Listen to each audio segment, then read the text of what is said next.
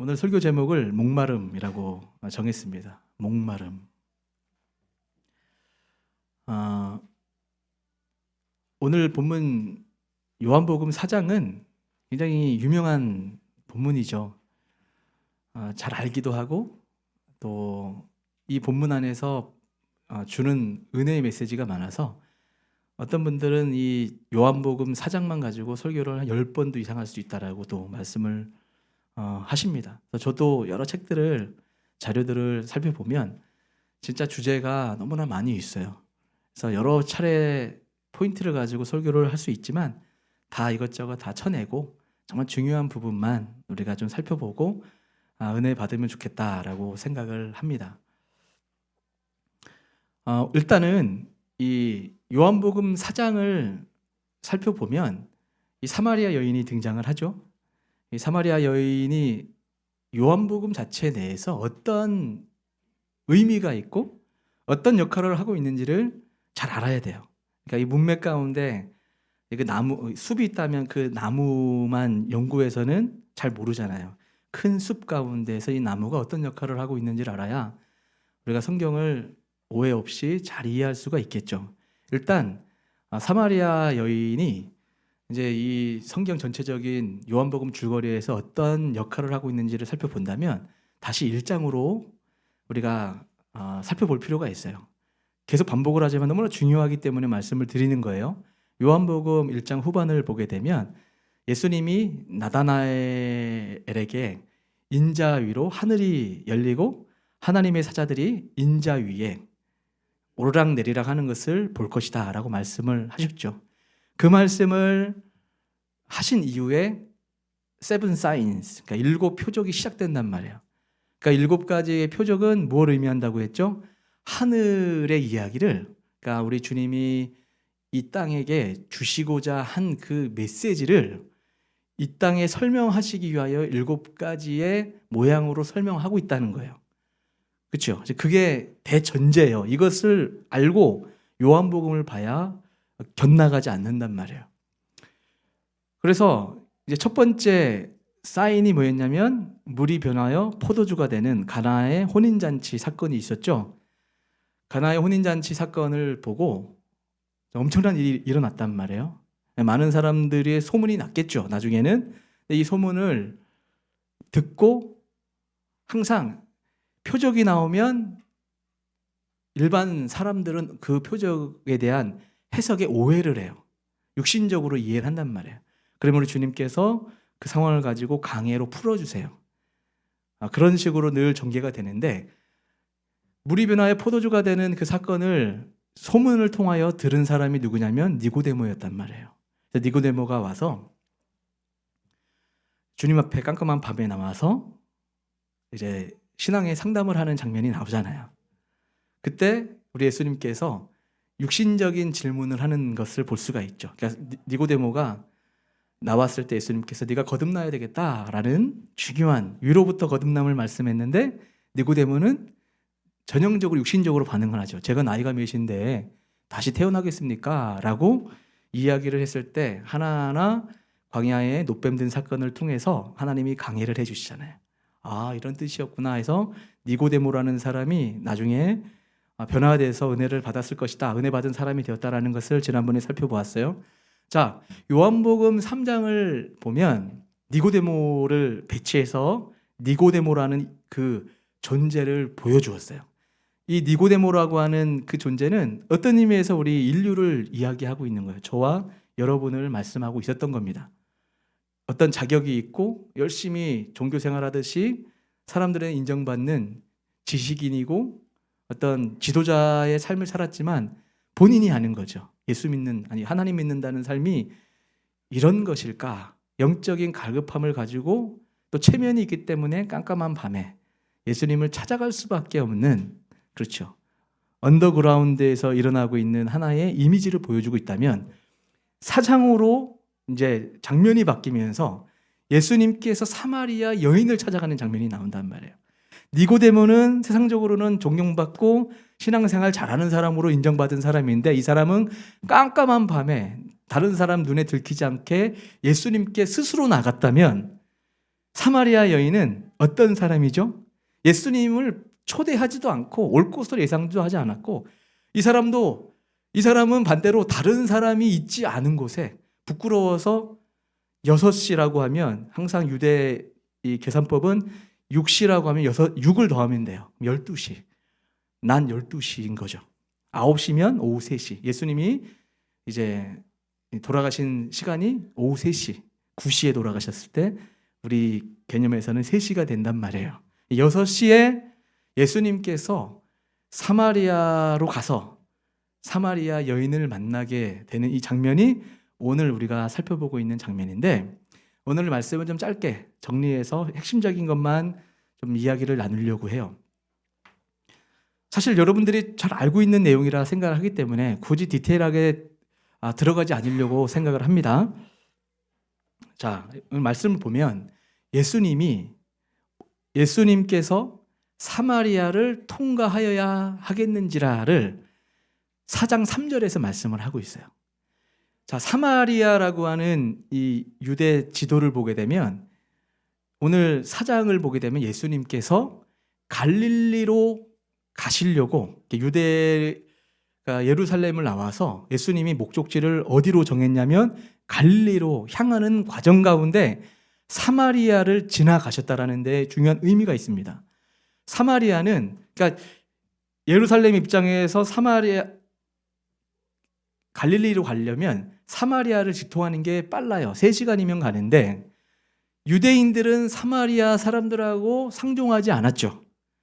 상종하지 않아서 거기 땅을 밟거나 사람을 만나면 부정탄다라고 생각을 해서 얼마나 골이 깊었는지 사마리아 땅을 일부러 땅을 딛지 않고 돌아갔어요. 몇백 년 동안 그렇게 살았단 말이에요. 그게 굉장히 중요한 배경입니다. 근데 그 사마리아 땅에 누가 있었냐면 사마리아 여인이 있었어요. 자, 이거 좀 비교 좀 해봅시다. 니고데모라고 하는 사람은 이름도 드러나요. 그리고 이 사람이 얼마나 열심히 살았던 사람인지, 열심으로는 바리새인이었어요. 여러분, 바리새인이 뜻이 구별되다 이런 뜻이에요. 그러니까 일반 유대인들 중에서도 율법을 더 열심히 더 잘 지키겠다라고 마음에 마치 각서 쓰고 각오하고 회원에 인정받아 들어온 사람들이 바리새인이에요. 아무나 바리새인이 되는 것도 아니에요. 이 바리새인 중에서도 관원이었고 산헤드린 공의회의 판사와 같은 법관과 같은 이런 사람임을 니고데모는 상세하게 디테일하게 설명해 주죠. 근데 이런 사람인데도 불구하고 영적인 갈급함 때문에, 목마름 때문에 예수님께 나아갔다라고 이야기한다면, 이 여인, 사마리아 여인은 이름도 없어요. 게다가 여인이에요. 그리고 이스라엘 백성들 입장에서는 상종도 않는, 정말 저주받은 사람이라고 여김받았던 한 이미지를 떠올리고 있는데, 이 여인에게는 예수님이 의도적으로 돌아가야 됨에도 불구하고 누구를 만나러 가고 있다? 이 여인을 찾아가고 있는 거예요. 여기에 굉장히 중요한 메시지가 녹여져 있다는 거예요. 하나님의 이 나라, 우리가 믿는 예수 공동체는 내가 어떤 의나 내가 어떤 자격이나 다른 사람들이 인정해주는 그 인정으로 하늘나라에 들어가는 것도 아니고 그렇게 인정받는 것도 아니라는 거예요. 반대로 세상 사람들이 손가락질하고 부끄러운 사람이라고 생각을 하고 자격 없다고 얘기한다 할지라도 우리 예수님이 찾아가셔서 만나주시면 그 어떤 상황과 배경과 상관없이 구원을 받아 사마리아 여인이 나중에 예수님을 다음 주 정도에 살펴보겠죠. 예수님을 만난 이후에 내가 그리스도다라는 고백을 했을 때 이 사마리아 여인이 은혜를 받고 감동을 해요. 내가 그리스도를 만났다. 껑충껑충 뛰듯이 그 상황에서 사마리아 성으로 들어가서 바로 내가 구약에서 예언되었던 그리스도를 만났다고 바로 전도하는 모습을 볼 수가 있어요. 뭘 얘기하는 거죠? 은혜를 받은 거예요. 하나님 앞에 하나님의 찾아오신 은혜를 경험하게 되면 사람은 논리적으로 이해되는 게 아니라 은혜 받으면 깨달아 알게 돼 있는 거예요. 여러분이 지금 예수 믿는다고 하는 것이, 여러분 예수님께서 십자가 지셨다, 달려 돌아가셨다, 동정녀 마리아에게 탄생되었다, 그게 하나님이셨다라고 하는 사실이 믿겨지십니까? 이게 논리적으로 이해가 돼요? 꼭 이런 식으로 하나님이 인간이 되셔서 십자가에서 죽으셨고 그 사실을 믿는 자만이 구원받는다라고 선언을 하고 있는데, 논리적으로 그래. 구원자라면 저 정도쯤 하셔야지. 내가 믿어야겠다라고 믿는 분 누가 있어요? 이성적으로는 믿을 수 없어요. 이해도 안 돼요. 사람들은 복음을 부끄러워해요. 복음이라면 십자가의 죽음을 얘기하겠죠. 그런데 하나님이 우리를 선택하시고 사랑하셔서 위로부터 오는 그 은혜, 선물을 받게 되면 예수님이 믿겨지는 거예요. 이분이 나의 주님이시구나. 여러분, 믿음의 세계가 이렇게 된다라는 것을 주님이 가르쳐 주시기 위해서 요한복음 3장에서는 니고데모를 등장시키고 4장에서는 사마리아 여인을 등장시키므로 절묘하게 비교를 통하여 우리 예수님을 믿는 성도의 세계는, 하나님의 자녀는 이렇게 되는 것이다라는 것을 우리에게 가르쳐 주고 있는 것입니다. 믿습니까? 그런 의미에서 오늘 우리가 이 본문 가운데 정말 은혜가 되는 부분들이 참 많이 있어요. 그 중에서도 일단은 4절, 5절, 6절 말씀, 여기 좀 중요한 포인트가 있어서 좀 살펴보려고 하는데, 요한복음 4장 4절부터 6절 말씀 우리 같이, 여기 앞에 스크린 있거든요. 읽어볼까요? 시작.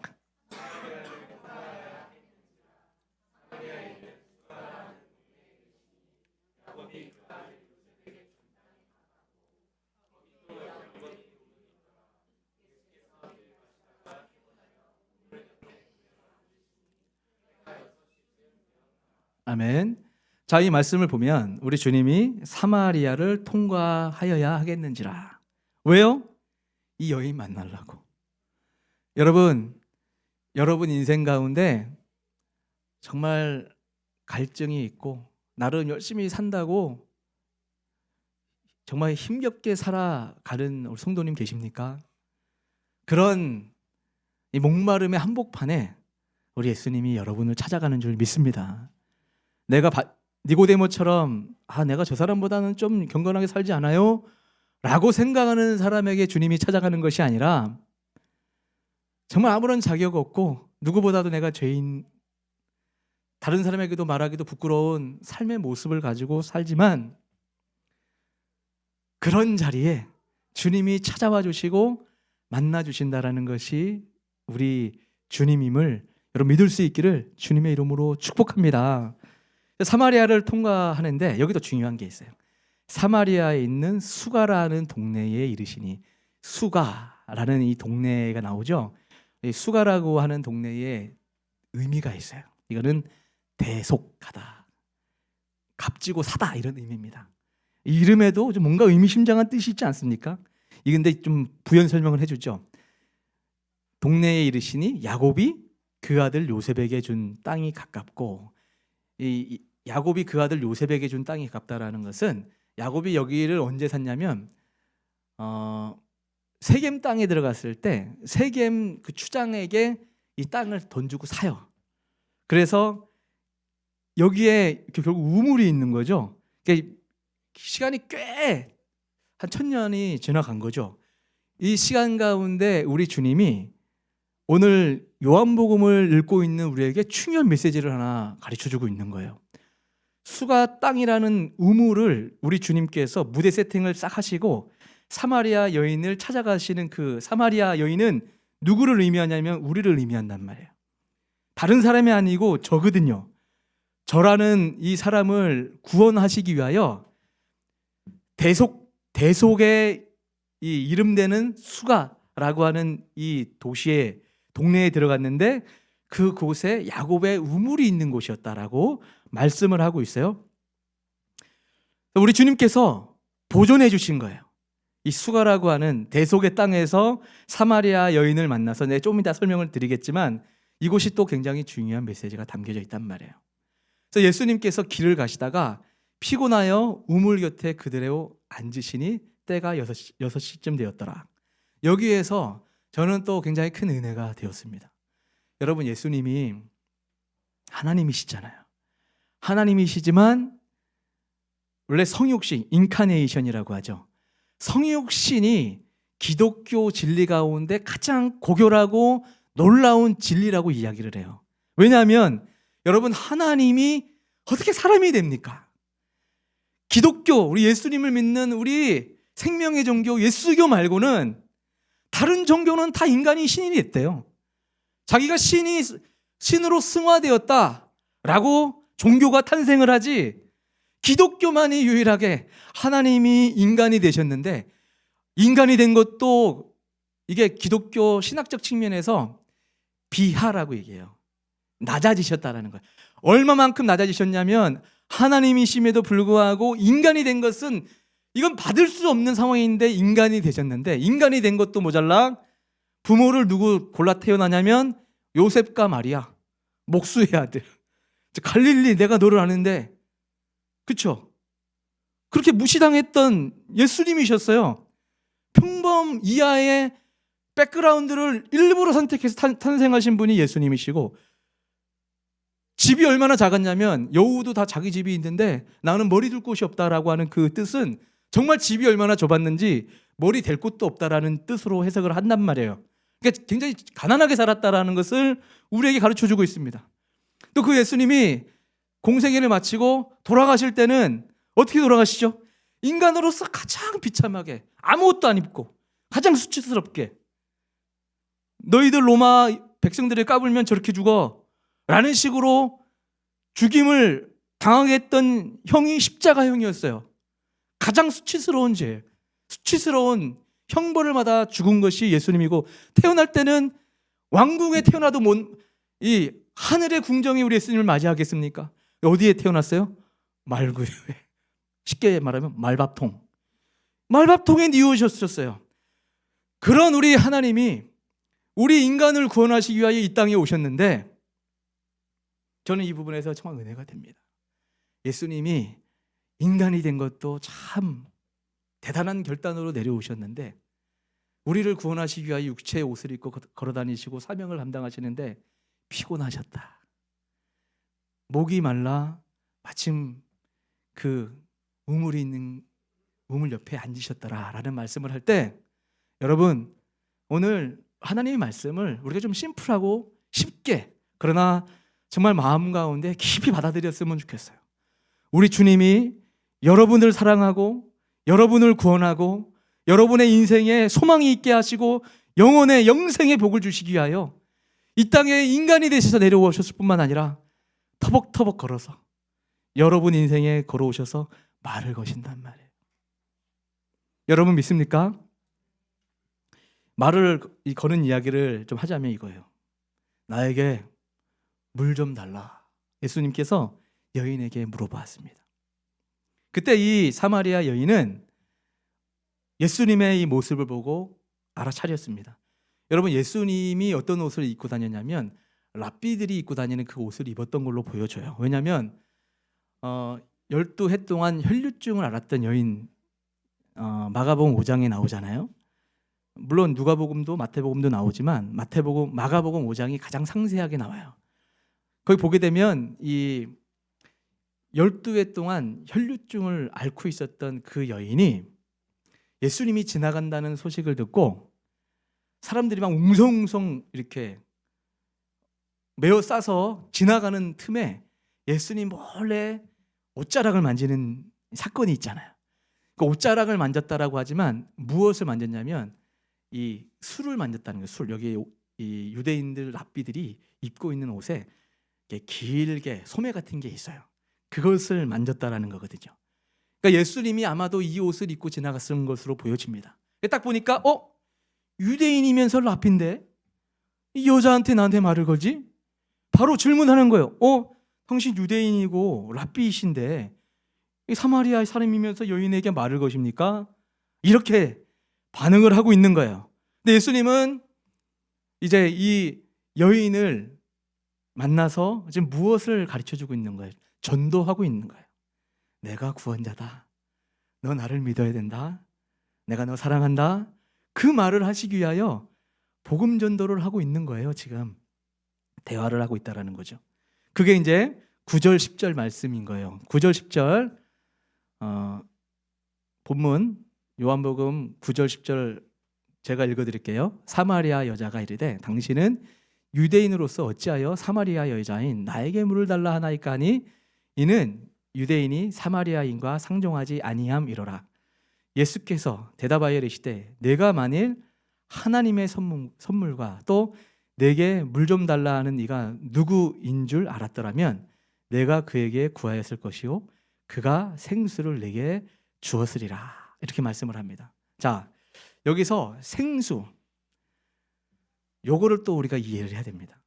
지금 야곱의 우물은 지하로 한 100m 정도 파고 내려간 우물로 봐요. 근데 여기서 생수는 다른 단어예요. 생수는 휘도르, 흐르는 물을 말하고 있는 겁니다. 그러니까 주님께서 물 좀 달라, 내가 영원히 목마르지 않는 생수를 주겠다, 이렇게 얘기를 하니까 두 종류를 말하고 있는 여인이 알아차린 거예요. 여기에 지금 지하 우물물밖에 없는데 생수가 대체 어디 있다? 흐르는 물이라고 하면 계곡이나 이게 흐르는 물, 리빙 워터 그렇잖아요. 그 물인 거예요. 백산수 같은 삼다수. 생수를 이야기를 예수님은 하시는데 이 여인은 여기에 지금 생수가 어디 있다고 물을 달라고 하십니까? 라는 이 질문을 한단 말이에요. 좀 더 깊이 들어왔어요. 그러니까 지금 여인은 말귀를 못 알아듣고 있는 거죠. 니고데모가 네가 거듭나야 되겠다 했을 때 내가 지금 나이가 몇인데 다시 태어납니까? 반응하는 거와 다를 바 없는 이 사마리아 여인도 역시 비슷하다라는 것을 슬쩍 가르쳐주고 있어요. 우리죠, 우리. 하나님의 은혜가 임해야만이 하나님이 가르쳐주신 성경의 말씀이 이런 의미였구나, 아멘이 되는 건데 하나님이 깨닫게 하지 아니하시면 이게 대체 무슨 의미인지 이해를 못하고 넘기는 게 태반이에요. 그래서 여러분이 말씀을 들을 때마다 주님 앞에 기도하셔야 돼요. 주님, 내가 오늘 말씀을 읽을 때, 내가 말씀을 들을 때 하나님 깨달아 이해가 되는 은혜를 주시옵소서 라고, 그래서 기도하는 거예요. 우리가 여러분들이 늘 기도해 주시지만 기도 맡으신 분들은 늘 오늘 설교 맡으신 우리 목사님, 뭐 나중에 전도사님이든 어느 분이 설교를 하든 하나님 말씀의 은혜를 깨달아 알 수 있도록 도와주시옵소서라고 기도를 해야 되는 이유가 거기에 있습니다. 어쨌든 하나님의 이제 은혜를 아직 깨닫지 못하고 있는 이 여인에게 우리 주님께서 질문을 합니다. 내가 너에게 영원히 목마르지 아니할 물을 주겠다, 샘물이 되리라 라는 그 말씀을 하시자마자 이제 이 여인이 그 물을 나에게 주셔서 나로 영원히 목마르지 않게 하소서라는 질문을 해요. 이것 또한 굉장히 상식적이죠. 저런 물이 있어? 영원히 목마르지 않다고? 저 물 무조건 사야겠는데? 라는 식으로 질문을 하고 있는 거예요. 근데 이 말은 학자들의 표현에 의하면 조금 비아냥조로 얘기했을 거라고 봐요. 그냥 그 물을 자기에 주옵소서 이게 아니라 여기에 리빙 워터가 있다고요? 그 영원히 목마르지 않는다고요? 그런 물이 있어요. 좀 갖다 줘 보세요. 이런 식으로 말하는 이 투에 우리 예수님께서 네 남편을 데려오라, 이렇게 질문으로 쑥 들어가는 거예요. 여기에 오늘 굉장히 중요한 포인트가 있습니다. 사랑하는 성도 여러분, 우리 예수 믿는 사람들은 목마르지 않기 위해서, 목마르지 않기 위해서라고 하는 것은, 여러분 물은 우리 평생에 늘 없으면 안 되는 필수 물질이라고 할까요? 우리 삶 가운데 없어서는 안 되는 거죠. 근데 이 물을 길러서 먹으러 이 사마리아 여인이 왔던 것처럼 우리 인생에는 예수님만이 진정한 리빙 워터, 생수이신데 엉뚱한 데 가서 물을 기르듯 우리가 살아가는 사람이 너무나 많이 있다는 것을 성경을 통해서 우리에게 가르쳐주고 있습니다.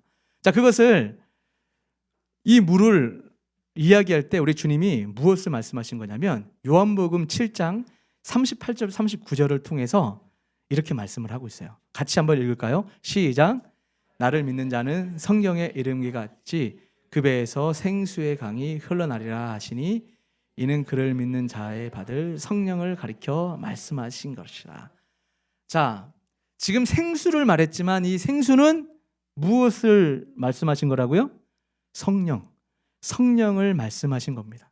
그러니까 즉 너희에게 생수가 필요하다. 즉 생수는 반석이신 예수 그리스도의 십자가의 공로로 부어지는 성령을 받아야 된다. 성령의 은혜로 살아야 된다라는 것을 우리에게 말씀하고 있는 겁니다. 그 성령의 부어짐만이 위로부터 성령의 거듭남의 은혜가 있어야만이 구원을 이룰 수 있는 유일한 길이다라고 우리에게 말씀을 하고 있는 겁니다. 이것을 고린도전서 10장 3절 4절을 통해서 구약 백성들도 이렇게 살았다는 것을 가르쳐주고 있습니다. 같이 이것도 읽겠습니다. 시작. 다 같은 신령한 식물을 먹으며 다 같은 신령한 음료를 마셨으니 이는 저희를 따르는 신령한 반석으로부터 마셨음에 그 반석은 곧 그리스도시라. 아멘. 이렇게 말씀을 하고 있습니다.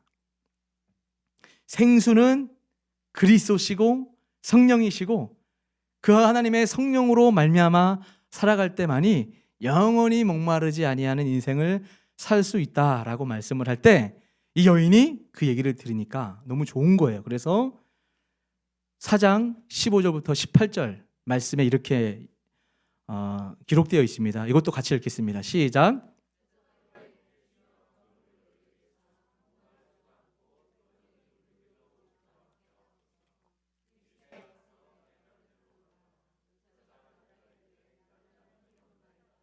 예수께서 이르시되 내가 아니 남편이 없다 하는 말이 없도다. 너에게 남편이 있었고 지금 있는 자도 내 남편이 아니니 내 말이 참되도다. 아멘. 자, 우리 주님이 그 생수를 제게 주어 저를 먹게 하사 영원히 목마르지 않게 하소서라는 이 질문을 할 때 예수님이 이제 본론으로 쑥 들어가십니다. 갑자기 내 남편을 불러오라 이렇게 말씀을 합니다. 자, 이 사마리아 여인에게 지금 어떤 모습으로 살고 있었는지 지금 묘사를 해주고 있죠. 이 여인은 지금 현재 한 남자하고 살고 있는데 이 남자는 남편이 아니에요. 제가 남편이 없습니다 했더니 그래, 지금 네가 살고 있는 사람은 남편이 아니지. 그런데 너에게는 5명씩이나 있었던 신랑이 있었지, 남편이 있었지. 이 여인이 살아왔던 그 배경을 속속들이 나다나엘이 그 나무 밑에 있었던 것을 마음에 간사함이 없는 것을 꿰뚫어 보듯 이 여인의 삶을 정확하게 꿰뚫어 보고 있는 이 예수님의 이 표현에 여인은 당신은 선지자십니다 라는 이 질문으로 예수님이 보통뿐이 아니라는 것을 여인이 인식하게 됩니다. 자, 오늘 중요한 부분들 다 설명을 다 드렸어요. 이제부터는 우리 삶 가운데 중요한 적용점들을 찾아서 은혜를 받고 나갔으면 좋겠는데, 주님의 의도는 이거예요. 이 땅을 살아가는 수많은 사마리아 여인과 같은 사람들의 성도이고 사람이고 어쩌면 저와 여러분의 모습일 텐데, 인간은 하나님의 복을 상실한 이후에 끊임없는 목마름을 가지고 살아가고 있습니다. 그래서 이거는 영적인 부분이다 보니까 이 목마름을 채우기 위해서 얼마나 많은 열심으로 노력하며 살아가고 있는지 몰라요.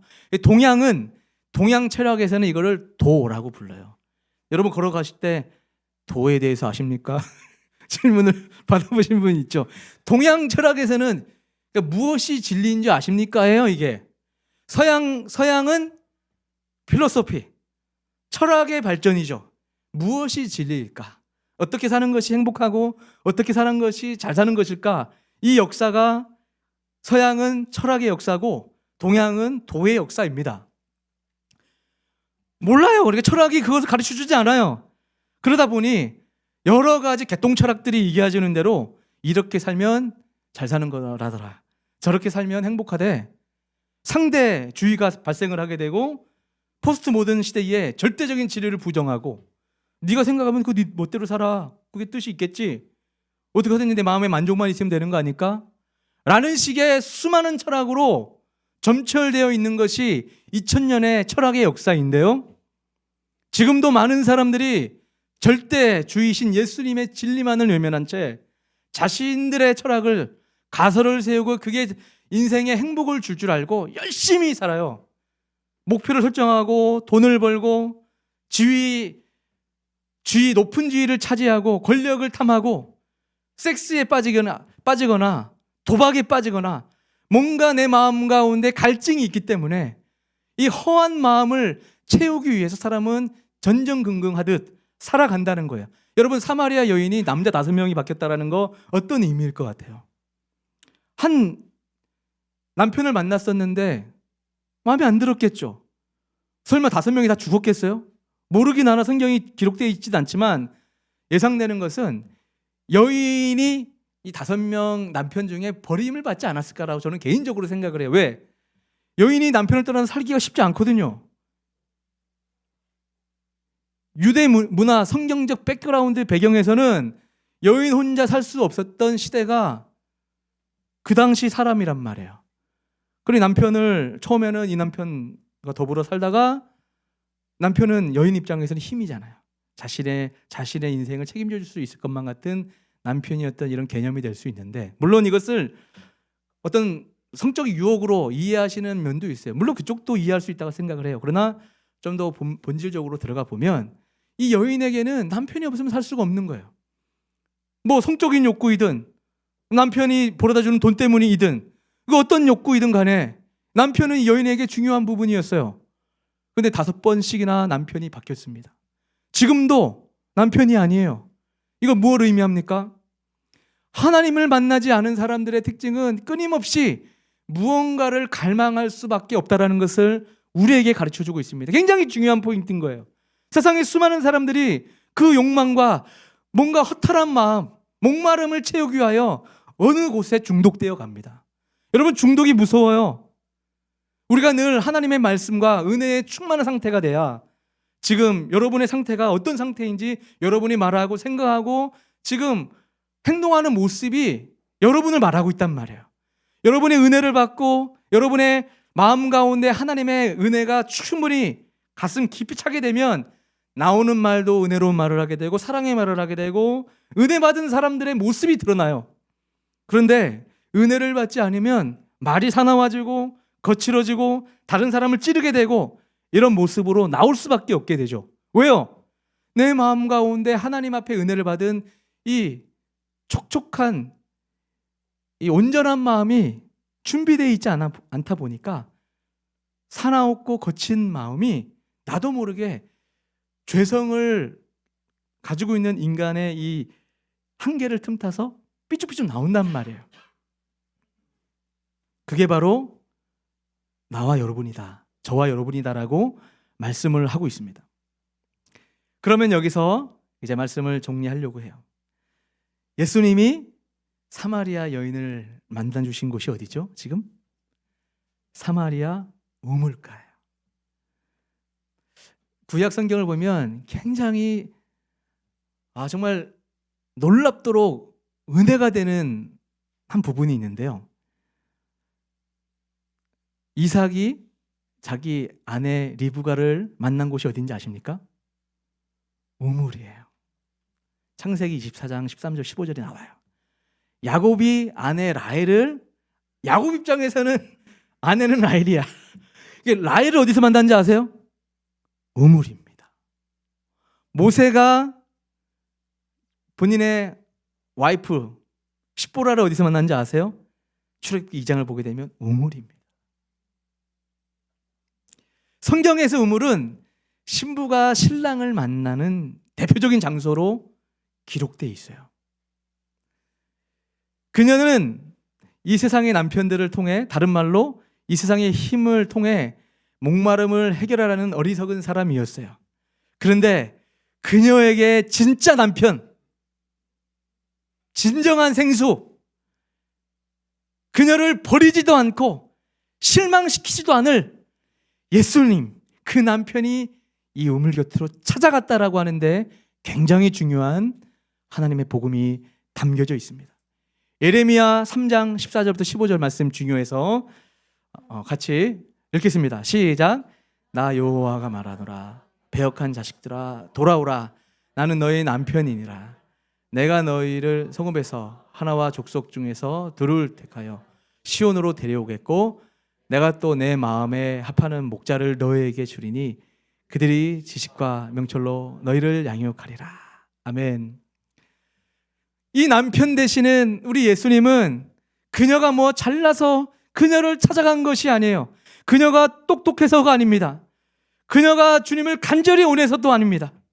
그녀는 단지 창세전에 우리 주님께서 그녀를 사랑하시기로 작정하셨고 계획하셨고 그때에 맞춰서 찾아가신 거예요. 이것이 은혜이고 이것이 복음이다라고 우리에게 말씀을 하고 있습니다. 사랑하는 우리 예수원교회 성도 여러분, 여러분 아직도 어떤 우물을 파고 계십니까? 매일 마셔도 타는 목마름과 같은 그 어떤 목표를 설정해 놓고 열심으로 살아가는 그런 모습으로 살아가고 있지는 않습니까? 아직도 세상을 남편 삼아 여러분의 목마름을 해결하기 위하여 살아가고 있지는 않습니까? 예레미야 2장 13절을 통하여 우리 주님은 또 이렇게 말씀을 합니다. 13절 시작. 내 백성이 두 가지를 행하였다니 그 생수의 그런 데는 나를 버린 것과 스스로 웅덩이를 판 것인데 그것은 물을 저축하지 못할 터진 웅덩이라. 세상에 참 많은 사람들이 심지어 예수 믿는다고 하는 사람들도 엉뚱한 웅덩이를 파고 살아요. 예수님만 파고 살아야 영원히 목마르지 않고 영원한 만족 가운데 세상에서 그 어떤 상황에 놓인다 할지라도 감사하며 감격하며 은혜 가운데 살아갈 수 있는데 우리 주님이 너희가 악을 행하는 것이 뭔지 아느냐? 나를 떠난 것인데 생수의 근원 대신 나를 버린 것과 스스로 웅덩이를 판 것이래요. 이사야 12장 2절 3절 이렇게 말씀합니다. 시작. 보라 하나님은 나의 구원이시라. 내가 의뢰하고 두려움이 없으리니 주 여호와는 나의 힘이시며 나의 노래시며 나의 구원이심이라. 그러므로 너희가 기쁨으로 구원의 우물들에서 물을 기르리로다.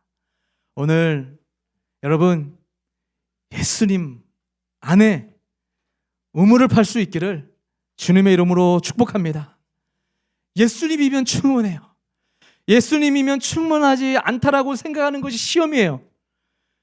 그 마음이 들어오면 자꾸 눈을 돌려요. 세상적인 것을 바라볼 수밖에 없고 그것이 채워져야 내 마음에 안심이 된다 생각하기 때문에 그 자체가 시험에 빠져들기 시작하는 거란 말이에요. 그렇다고 세상적으로 우리가 대충 살자 막 살자 뭐 그런 의미는 아니에요. 주어진 상황인데 열심히 살아야 되겠죠. 그러나 우선순위 중심에서 비껴나면 안 된단 말이에요.